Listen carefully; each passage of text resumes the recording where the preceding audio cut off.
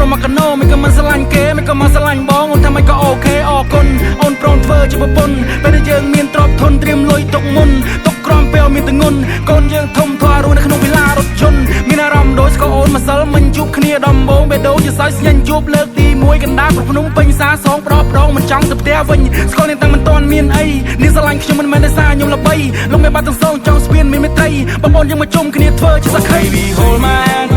I own 10 out of 10